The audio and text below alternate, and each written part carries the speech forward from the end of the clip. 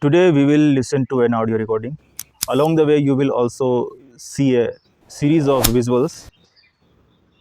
As I have said before, many people become overly concerned with the pronunciation and accent. They believe that every word must sound perfect, that every syllable must be polished, and that only then can real communication begin. But this is an illusion. If most of your words are clear enough to be understood, communication has already taken place. And strangely enough, the same is true of grammar. Perfect grammar is not an requirement for expressing meaningful ideas. Grammar is not something you fix once and for all. It is something you gradually learn to use through experience.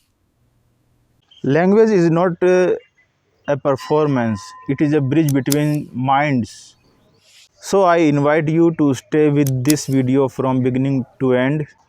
Then only then you will begin to see the profound difference between communication and speaking fluent English. If your communication is weak, if you struggle to express your thoughts with clarity, then even the most polished pronunciation or the most refined accent cannot make you an effective speaker. Many of the greatest speakers in history were not remembered because they sounded perfect. They were remembered because their ideas reached the hearts and minds of others. Perhaps we will explore that subject another day. But for today, your task is very simple. Do not judge, simply listen. Watch the entire video from beginning to end and allow the words to unfold naturally. So, without further delay, uh, let us begin.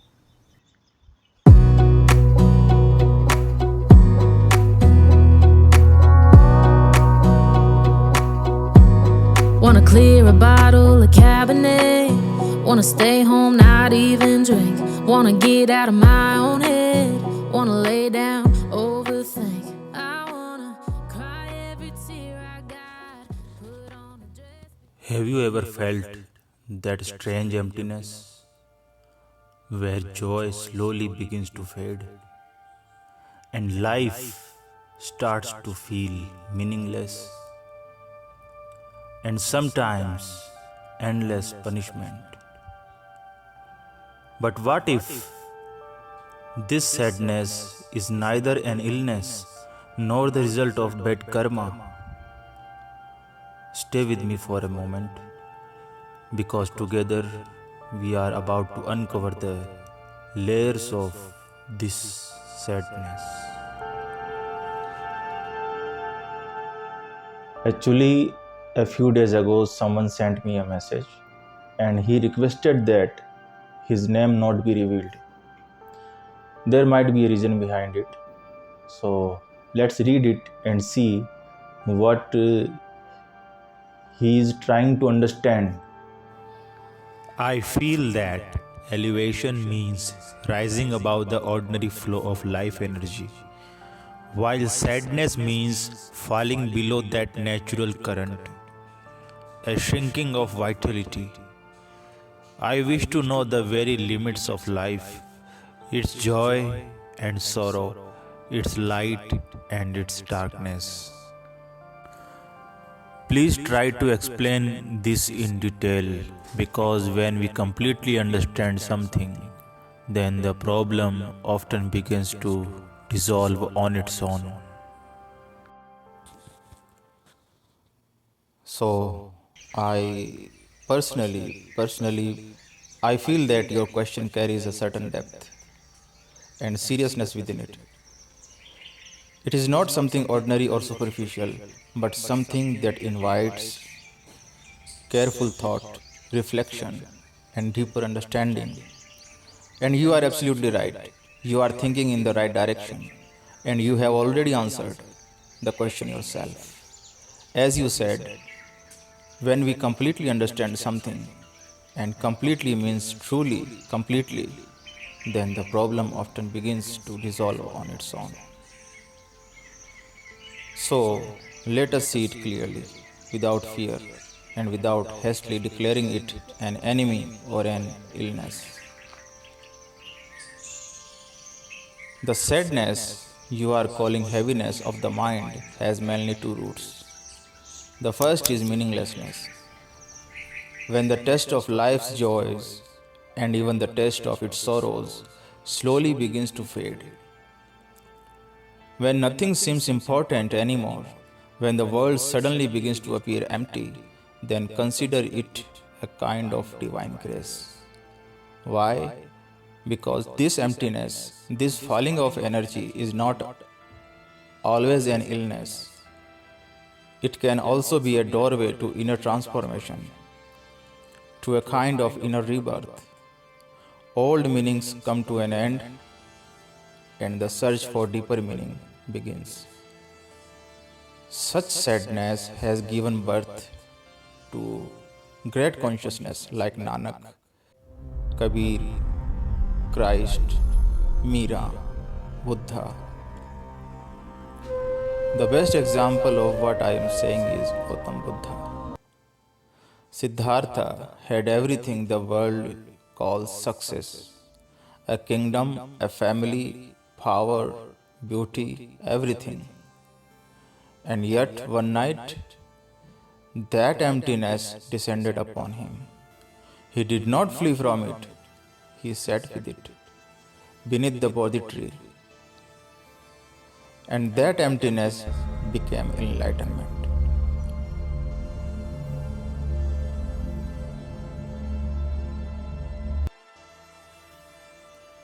So, emptiness is not our enemy. It gives new life to one's own dharma, makes it alive again, and opens us to the deeper dimensions of existence. It creates new principles and new meanings. If we consider this from a spiritual point of view, spiritual wisdom says true life begins only then when a person has passed through this emptiness. Without emptiness, no authentic meaning can be born. Emptiness is that very womb from which true meaning is born. Just as the lotus blooms in the mud, it emerges from darkness into light, and the gods are shown seated upon that very lotus.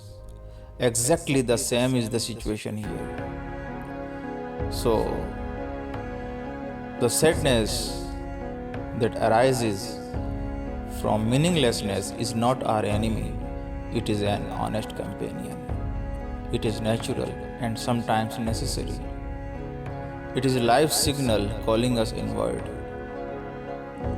I firmly believe that truly blessed are those to whom the world suddenly appears empty, unpredictable, and hollow. Our status, our praise, our possessions, when all of these begin to feel meaningless, then consider it a kind of divine grace. For it is only through grace that we can see clearly the hollowness of the world. This kind of sadness does not require forceful treatment, only acceptance and right guidance is enough. It is passage in life. It comes and then it settles. But there is another form of sadness, and this one we might call modern sadness. It is entirely different. This modern sadness has essentially three causes. The first is receiving things too quickly. The second is receiving things without effort, and the third is receiving more than what is needed. This modern sadness, this is the one that doctors usually treat with medicine, a psychological condition in which there is constant sadness marked by fear, fatigue, gloom, deep despair. It feels as though we have lost to life, as though failure has become our identity. Here, the cause is only one. The value of our life has diminished. Actually, our mind perceives joyfulness pleasure, and blissfulness according to their value. And when no great purpose remains in our actions, they become mechanical. Our value system short circuits. We live only to fulfill desires and momentary pleasures. And then our pleasure system also breaks down. Then we become entangled in small things like who won the election, who won the IPL, why has the electricity bill come so high, why has the gas cylinder become expensive. In this way, our energy is spent in these small objectives. And then we say that there is no joy left in life. Why is there no joy? Because there is no higher goal, no higher value, no higher direction, no loftier direction. Only comfort, consumption, and ordinary life challenges. The same challenges that existed in the lives of primitive humans, hunting, gathering, and seeking shelter. Even modern humans are still doing all of this. But these days, everything arrives very quickly, without any waiting, and that which arrives instantly loses its fragrance. When we receive anything too quickly, the mind gets bored. A thing, a person, or a goal, if we have not waited for it, it slowly loses its meaning. Even something as sacred as enlightenment, if received without waiting, its value in our life would be worth nothing at all. Perhaps this is why people, things, and circumstances no longer give us happiness because they are received without waiting. I still remember the day my father bought my first bicycle. I had waited 3 years for it.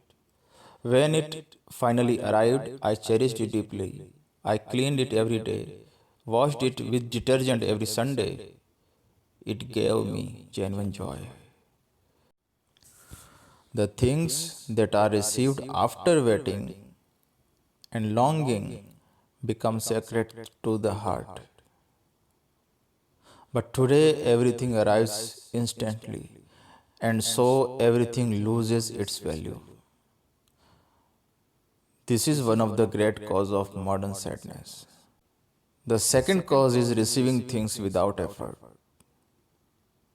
Pleasure earned through effort has a depth, a richness of its own, and pleasure that is simply inherited has a certain sweetness too, but the two are worlds apart. For the pleasure that comes without effort remains shallow, without depth. Anything we do not strive for gradually loses its meaning, and only that which we earn through our own hard work truly gives us lasting happiness. Our earnings should become from hard work. Here, earning does not mean only money, it is the joy born from your own sincere effort. Perhaps you have noticed that the gods of heaven fall again and again. The gods of heaven become drawn toward the wives of sages. Why? Because in heaven, everything is received without effort. And what is received without effort loses its flavor. There is no true joy in heaven. Joy lies in being human. That is why it is said that even the gods do not receive the fortune of a human life, because here one must make effort, and in that effort lies joy. Effort does not mean drudgery, effort means putting full energy into the work, dedicating one's entire self to that one task, and it is through that very dedication that joy arises. Just for example, when an artist sits before a canvas, he does not sit merely to make a picture. If his attention is only on how the painting will look in the end, whether people will like it or not, then every stroke becomes heavy.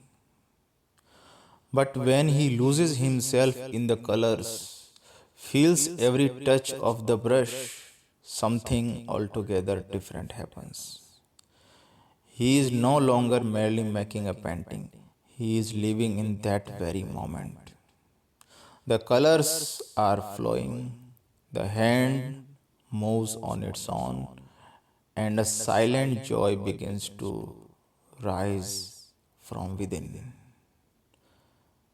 Just take a moment to reflect. A joy that has no connection with any outcome whatsoever. How would that feel to you? Just think about it.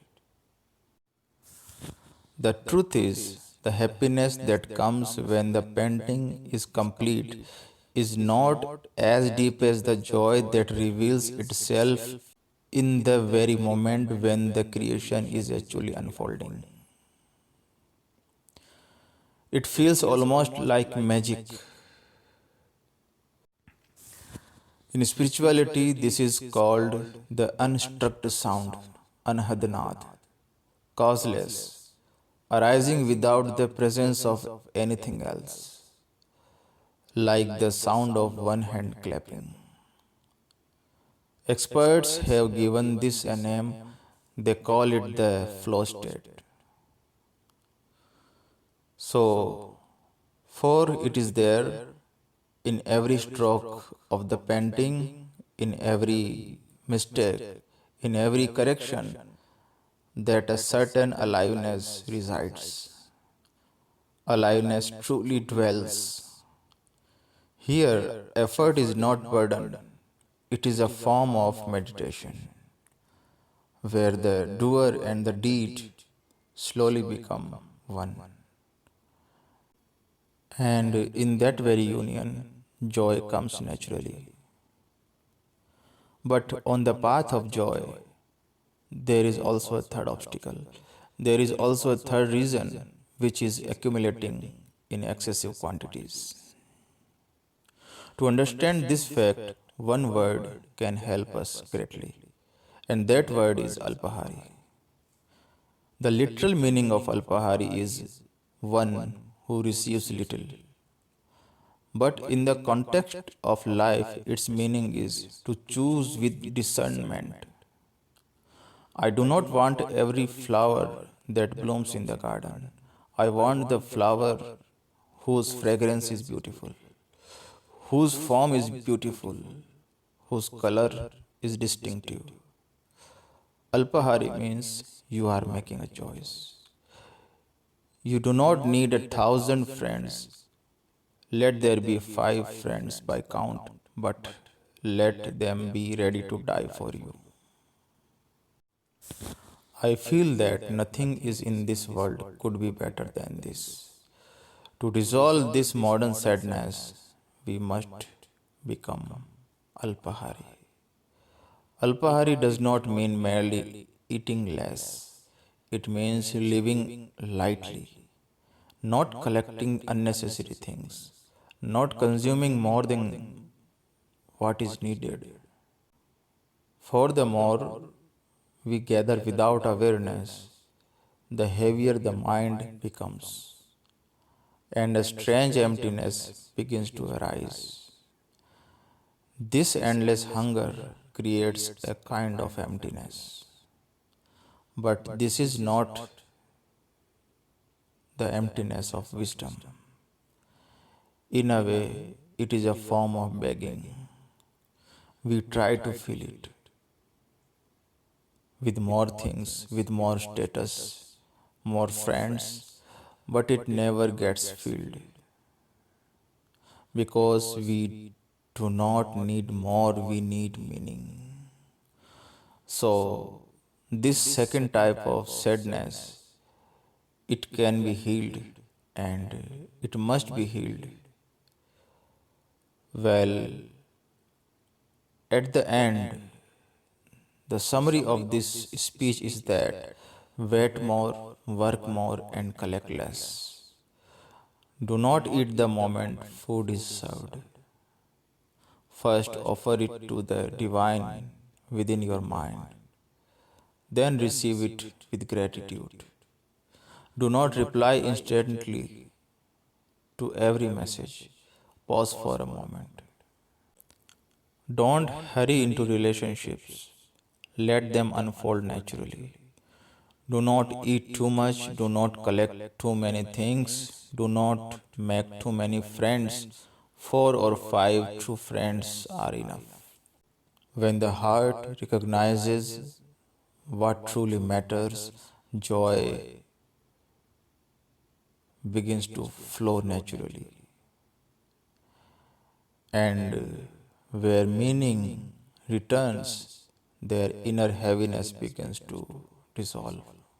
So, understand this heaviness completely, its spiritual signal as well, and the modern trap as well. Accept the first with grace and heal the second with conscious living. Then a great deal of heaviness becomes light on its own. If the sadness feels too heavy, if it lingers for too long, or if it begins to obstruct daily life, then talk to a trusted doctor or therapist. In the end, there is only this much to say. Understanding opens the door. You wished to understand it completely so that it may come to an end. This is the beginning of that very understanding. Simply remain with it gently, without haste, and without force.